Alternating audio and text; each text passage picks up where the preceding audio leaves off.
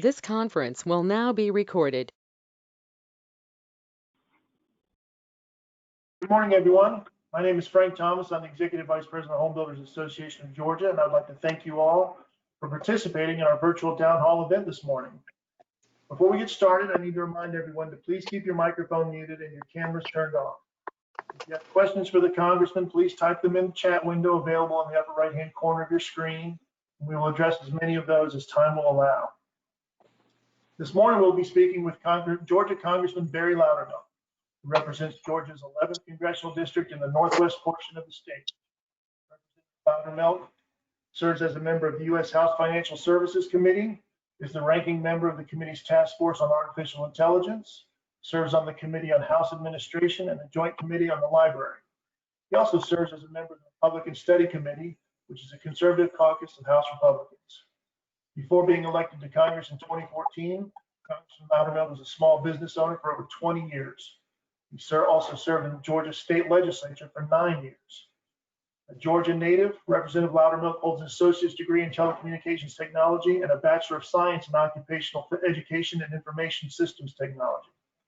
He proudly served in the U.S. Air Force for 8 years in the intelligence and technology field.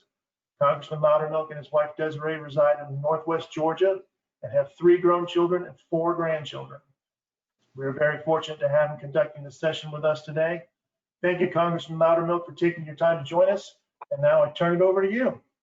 All right. Well, thank you very much. Appreciate the opportunity to be together. This COVID pandemic and the other issues that we're facing are real crises in our nation. But, every generation of Americans has faced challenges. And it's not the challenge that defines the character of that generation or as a nation, but how you respond to it. And regarding the COVID crisis, I think we've responded very well. I think history will show whether we overreacted or not. My personal belief is there was an element of overreaction by government, but I think it was done honestly and with the integrity of public safety, just because there's a lot we didn't know. It was a great opportunity to assess our federal government and highlight some of the weaknesses that we have and also some of the things that needed to change, such as the number of regulations that the administration suspended to be able to get the economy rolling or to actually get the testing out to the states and allow the states and localities to do testing for the virus.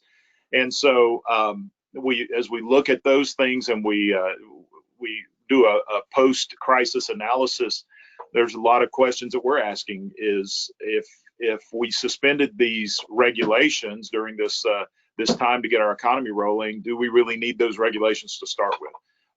And quite frankly, many of us have been looking at that for quite some time. And so the administration is digging deeper into a lot of the agencies to try to streamline, to find out where we have regulations that are needed or where we just have bureaucracy that gets in the way. So there's a lot of good that I think that'll come out of this. The thing to look at the economic situation that we're in, a lot of people try to compare us to 2008 during the economic crisis then, and there really isn't a comparison between the two. What brought us into the economic crisis and the fact that this is more of a pause of the economy is not a crisis to start with, but what actually led us into the situation that we were in is entirely different. In 2008, it was financial mismanagement by government, by corporations. There were a lot of factors involved. We didn't have a strong underlying economy. We had an artificial economy under it. And then the response was more big government. It was bailouts that went to the very people that were partially responsible for the collapse. And so in this case, we had one of the strongest economies we've ever had in our nation, lowest unemployment rate. Things were continuing to go up. Economists were every quarter amazed that we were continuing to grow and not plateauing. And so we had a lot of strength going into this pandemic. And basically, we hit the pause button, bringing everything to a halt. Well, as some economists wanted us to think at the time, everything was brought to a halt. As we're learning right now, as I've had many meetings and conference calls with industries that can give us key indicators of what was going on, we're finding out that consumers didn't stop spending the way that the experts thought that they were. I felt that one of the best ways from a financial services standpoint with the committee I serve on is what can give us really good indicators. Well, that's credit card processors, debit card processors, the automatic payment processors. So we reached out to their organization and started doing weekly calls with different aspects of it. And about 4 weeks ago, the first call I had was with a payment processing company that predominantly handles restaurants and hospitality industry. And their phone call was very encouraging. They said as they're looking at it, they did not see as great of a contraction in consumer spending as initially thought, but more of a shift in consumer spending. And they said they started referring to the recovery as a snapback, that it was going to recover much quicker than most people realized because consumer confidence remained high and people didn't quit spending, they just shifted their spending. They gave a great illustration of how restaurants, first of all, and I started noticing this, restaurants that actually closed their doors during the pandemic are likely not going to reopen. The reason is they closed their doors because they didn't feel they could be profitable, but what they lose is their customer base and their customer loyalty. Restaurants who are willing and are able to actually take a little bit of a hit and do curbside, be able to readjust their structure. We're able to use technology for ordering online, doing curbside pickup, partnered with delivery companies like Grubhub and others. They're going to survive because they were able to keep a customer base. But there was one element of the restaurant industry that actually posted their highest earnings in some cases in the history of their companies, and those were the restaurants that were already set up for drive-through pickup and delivery. That's one of the reasons I think you see that Chick-fil-A has not been aggressively reopening their dining facilities because they're making so much money in their drive-through at this point. So we're actually seeing that there were elements of the industry that surged. Look at your home improvement centers and, of course, grocery stores. People did not quit eating. They just shifted where they were buying from. And our economy responded well, I think, because of the administration and engaging with the private sector, not trying to just do everything from the federal government. We did have a supply chain issue for a while that most people really didn't realize, except for toilet paper. I still hadn't figured out the toilet paper issue, but there was a scare that weren't going to be enough meat on the shelves, and I never really saw that the issue where there wasn't enough groceries to go around other than just a few selected items. And that was because what we saw was people shifted from eating in certain areas of the country, 50% of the meals are eaten in restaurants. And all of a sudden you shut those restaurants down, people are going to need more groceries. Well, the supply chain was set up to actually supply the restaurants. 50% of it was to the restaurants. So they had to repackage, they had to retool to get the products into the grocery stores. And we did it with minimal impact. And that was because of the engagement of the private sector. So I think as history goes back and judges our response, how we responded, I think it's going to be seen that is the model. There's never an A+ in a situation like this because you can always do better. But I think we did far better than anyone anticipated, and especially when you compare us to other nations and how we responded to the COVID virus. One of some things that are still in question, we are expecting the economy to continue to recover. You look at the stock market, that's all about consumer confidence. That's what they're looking at. Some of the other calls that I had with the payment processors, 2 weeks ago was with processors that predominantly do airlines. And their story is we're already starting to see a pickup in entertainment travel or recreational travel, as they call it, people who just want to go somewhere. That's picking up sooner. The problem we have is, it's great to come to Georgia where you can get a haircut and you can go out to eat. Florida has opened up again, so people are starting to travel to Florida. But what about other states? People are still hesitant to go to the states, Michigan, Wisconsin, Minnesota, New York, these states that had very oppressive regulations and lockdowns that still haven't opened up again.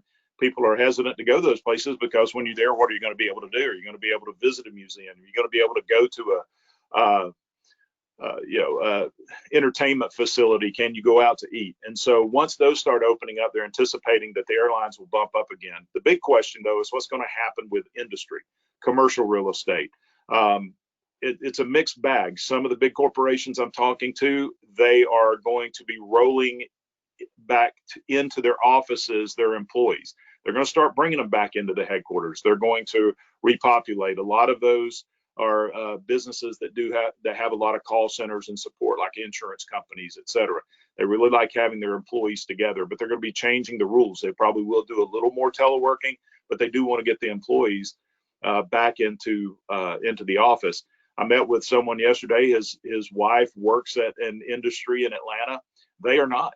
They are going to continue to telework indefinitely because it worked well for them. So what's going to happen in that arena, we're not really sure. I think you're going to see a mixed bag of businesses that some will continue to telework and some will actually work to get their offices back open. And a lot of it depends on the type of business. Of obviously manufacturing, they're going to open back up again. Research and development, you can't do a lot of research and development from inside your home. So you're going to see it come back. There may be a little difference in the way that we look, but look, America is always about doing better. I'm anticipating a strong recovery. And the last issue I'll bring up is what's going to happen in the fall. Are we going to see a resurgence? It's possible. We see a resurgence of the flu. We see a resurgence of a lot of seasonal illnesses that happen. Again, it's not going to be the challenge of the resurgence, but how do we respond? And the real issue is, do we have the medical facilities and the capability to respond to it? And the answer is yes. In Georgia, we're going to be able to respond. The number of cases you're seeing that are increasing in Georgia is a culmination of different things. One is the number of tests that we're doing, but also is some of the activities that we didn't plan on, such as the protest and the civil unrest that we've seen. We actually are seeing a number of cases that appear to have originated from the mass protests. Now, on the bright side of that, these are mostly younger people who can handle this a lot better. It's just, how are we going to keep it from spreading to the more risky population out there? But I don't see another shutdown of our economy coming. I don't think America will take it. You come up here to Cartersville, Georgia, people are already back to normal. There's very little indication that there was a virus out there. People are back in the restaurants. The restaurants are back to full capacity. During the pandemic, my wife and I made a point to go out virtually every day. There were very few days we didn't go out and buy a meal from a local restaurant. A lot of times we're eating it in our car, sometimes bring it back home. But as soon as they opened up the restaurants, we were some of the first back in the restaurants, just to be able to support the economy. And also gives me a chance to talk to the folks that are there. There's one restaurant here in Cartersville, locally owned, that we've been to a few times. And every time we'd leave, my wife and I would say, we wonder what the waitress looks like, because you couldn't see, except for her eyes and her hair. So we went on Saturday to that restaurant, and we actually got to see what the waitress looked like. And so it was, really getting back to normal. I don't think the American people are going to put up with going back into shutting this economy down, isolating, but I do think there's going to be some positive changes. There's going to be a slow time for professional sports to come back. You can see NASCAR is already coming back. I watched the Talladega race. I've been a NASCAR fan for years, but it's been a while since I actually watched the race. If I wanted to see a race, I'd go to the race. But when they had their first race, I wanted to show support. So I started watching the races on television. And this last Talladega race had 5,000 people in the stands. I think you're going to start seeing more and more come back. We'll see, Major League Baseball just announced an agreement that they'll start in late July. We'll see what the attendance is. My suspicion is that it'll be slow to start with. It'll depend on the sport. It'll depend, is it an outside or an inside arena? But also, how many people are just going to take that time they would have gone to a game and spend it with a family at home? There's different things that we'll see in the change of society. But I think all in all, America's strong, and we're going to come out of this very strong. Congressman, thank you very much. We really appreciate your time, and it's comforting to hear your optimism. So thank you very much for that. If you've got time for just a couple of quick questions. Sure. Yeah, absolutely. So the first one is this is an issue we've been dealing with for quite some time. You've probably already heard about it from NAHB.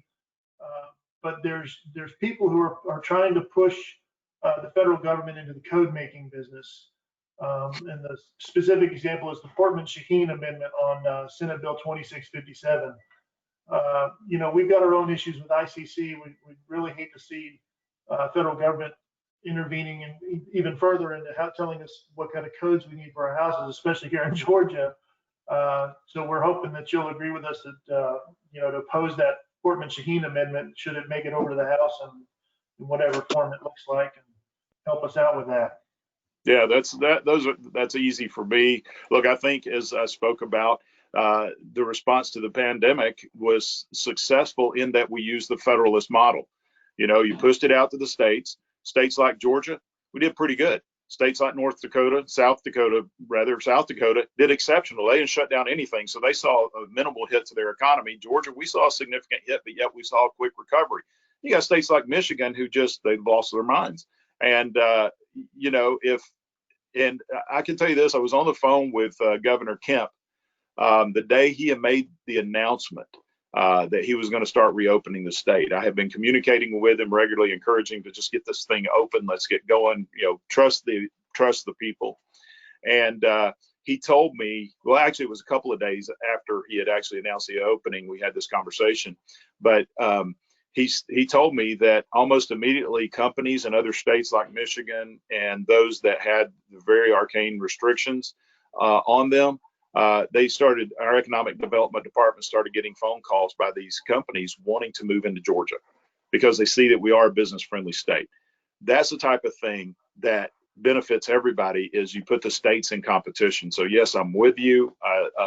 This is something that should be determined by the states, because what's code here in Georgia that makes sense may not be something that makes sense in a northern state. I mean, what if federal government came in and decided that every roof had to have a certain snow load? That makes no sense in Miami, Florida. But that's the kind of thing that you get a one size fits all from the federal government. That's not the way our government was designed. That was not the intention of the founders. And I think we need to aggressively push back on these things, or things are going to continue to go downhill instead of uphill as we're pushing them now. Great, thank you, Congressman. Another quick question. I think we kind of segued up from your last answers. You already see some people trying to raise some fears about a second wave and the virus coming back and stuff. What's the feeling you're getting from Congress about another round of assistance going out to the population? Do you feel like they feel a need to do that right away, or are they taking more of a let's sit back and wait and see kind of approach? Well, it's been a more let's sit back and wait, especially when it comes to the business assistance, when it comes to state and local governments. It's been let's wait and see what the real impact is. There was a big push during the middle of the pandemic to use a huge bailout to state and local governments. Understandable. It was a knee-jerk reaction. You saw New York City shutting down, and it was doomsday. But we were going to throw huge pots of money at local and city governments, some of them which have done a terrible job in managing their finances. They were in deep deficit. Then we didn't even know the impact on our local communities, because here in Georgia, the state collects all the sales tax. We didn't even know what April's impact was going to be until the end of May, and we wouldn't know May until the end of June. And so our approach has been let's wait and see. Now, when it comes to individual stimulus checks, it's been wait and see, but I heard the president say he's looking to do another round. The first round I was okay with, because basically it was an advance on a tax credit. We used existing law when it came to certain tax credits, and because the federal government basically shut down the industries and people weren't able to work, it was almost like when we have a natural disaster, there's certain areas that if you live in that area, you can take a deduction or a credit because your area was affected by the natural disaster. Well, we looked at this as a nationwide natural disaster. Let's give everybody this credit. We'll just give them the refund in advance to their tax filings. I'm not a big fan of just sending out stimulus checks, especially just to broad population. We need to really look at how it's constructed. Is there a need to do that right now, or is it going to be politically driven? I mean, there's been, ever since I've been in Congress, there's been moves to just pay every citizen a stipend every month to try to level out income. You know, there's an element of personal responsibility that we do have to have, but yet we also have to realize, look, this problem was created by the government in reaction to a nationwide or global national disaster. So there is an element of responsibility, but yet do we need to do that? I'm an advocate for taking that additional $600 out of unemployment at this point, because it's beginning to hurt us. The idea was when that was put in was to help cover healthcare premiums. But what we see is people are using this as, look, I can make more money on unemployment than I can going back to work, and it's leaving a lot of businesses hurting. And there was no stronger voice against that than Georgia Republican Austin Scott, who was the first one to identify that it was going to kill the agricultural sector, because people would make more money in that time frame just staying on employment than they would be going to work. And so there's other things I think we need to do. The economy is the answer. A job is the best solution for poverty, and we need to focus on what can we do to get the jobs going. Yeah, I was very happy to see that Georgia's unemployment rate has dropped down into single digits. That's because we've opened up. Now we just need to do more to allow more businesses to open up, allow people to shift in the changing economy into new job sectors, and make an incentive for people to get off the unemployment and back to work. And there's been ideas floated even by Republicans of giving a financial incentive to get people off of unemployment. And I'm like, okay, so you spent more money to get them on unemployment. Now you want to spend more money to get them off. Let's just get them a job. So no problem can't be solved by throwing enough money at it. That's the predominant thought in Washington, but that's not the predominant thought by a lot of us. And so I'm not saying I'm opposed to another type of check, but it all depends on how's that going out, who's it going to, what is the intention of it. Look, one thing we started learning is Americans probably weren't, the majority of Americans weren't hurting quite as bad as we thought they may have been, because doing some of the tracking of the stimulus checks, a lot of it went into savings. People started investing in the stock market. We started seeing applications like TD Ameritrade and Schwab and Robinhood.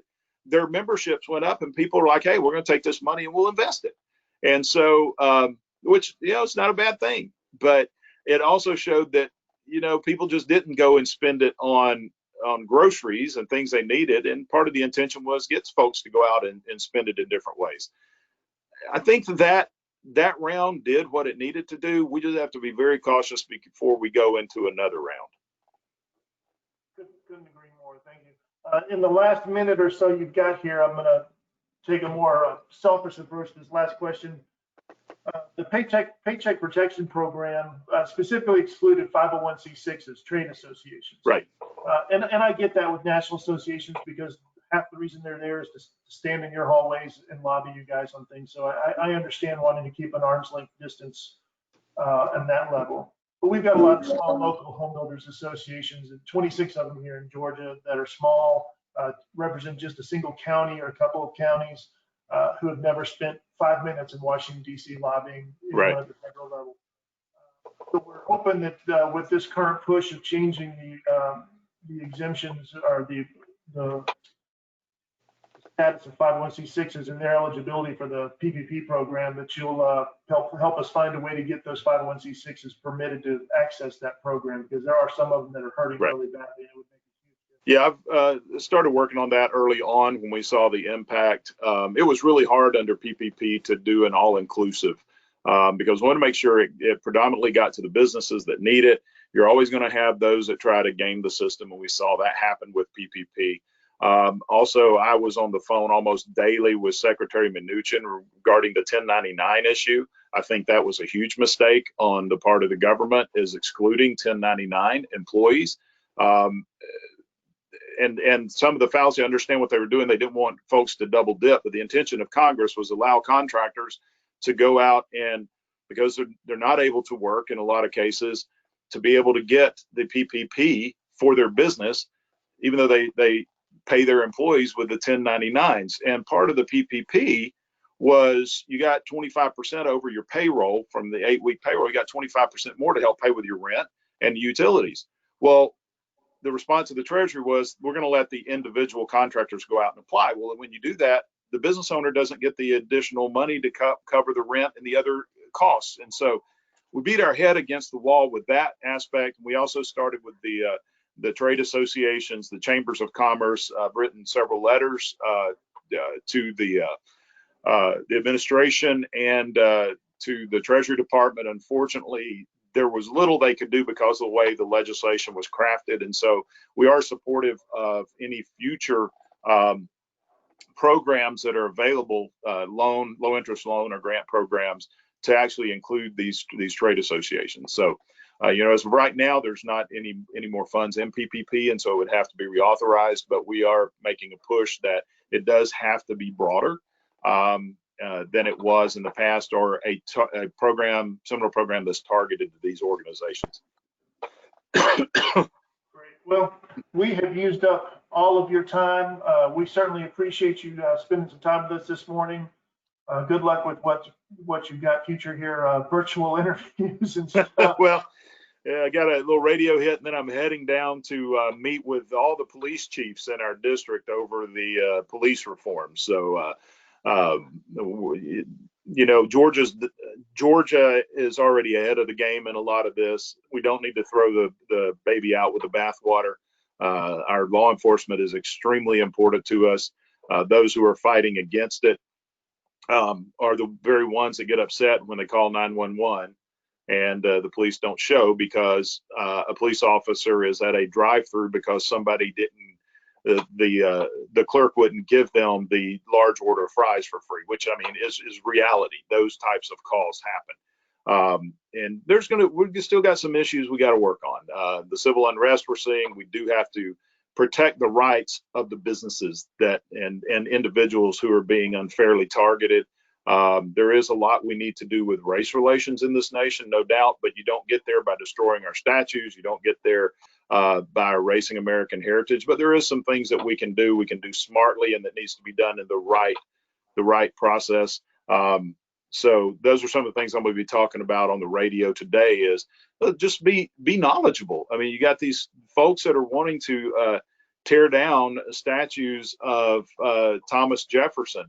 Well, Thomas Jefferson was a strong abolitionist. Yes, he did own some slaves, but yet he wrote in the Declaration of Independence 28 grievances against the British government, and the 28th grievance was a condemnation of slavery and the slave trade. And Georgia and South Carolina refused to agree to the Declaration until that was taken out, and it was taken out eventually. He made several statements regarding that, but yet people just not knowing, not understanding, are just wanting to erase every aspect of our history, our heritage. These are things we have to have law and order. We have to have a free society. We also have to have a conscientious society, and part of that is understanding not only our victories, but the mistakes we made in the past. I was just watching Fox News, and they're trying to pull down a statue of Abraham Lincoln in Washington, D.C. of Abraham Lincoln, the abolitionist president, right? First Republican. Well, the reason is they want to pull it down is the symbolism, because there is an African-American man that is rising up from a kneeling position, breaking off his chains. And they say, well, the symbolism is Abraham Lincoln is standing taller than the African American. So the symbolism is there's no equality. Well, that was the purpose of it, is to show where we came from as a nation, of inequality to equality. I mean, the idea was to show the victory that happened is going, and actually Frederick Douglass, an African American, is the one who spoke at the unveiling. That statue was paid for by freed slaves. They want to tell the story of where we came from. So the thing is, we just have to be smart as a nation. We can't react emotionally to everything. But most important is know what you're talking about. And that's a big problem we have in Washington, D.C. is a lot of people don't know what they're talking about. They just know what they feel. And so we're going to try to address some of those issues. I saw a statement on somewhere, I forgot where it was, but they said that we used to believe that the problem with the world was a lack of knowledge, and the internet has proven that that's not the case. It's just, don't get your facts from Facebook is what I always say. There's a lot of information, but there's only one truth. Congressman, thank you very much. We'll let you get back to your busy All right. day. Appreciate your time. And if there's anything we can do for you, please have somebody on your staff reach out to us and we'll be right there to help you. Same here. Thanks a lot. We appreciate you. Thank you, sir. Thank you, Thank you. Congressman.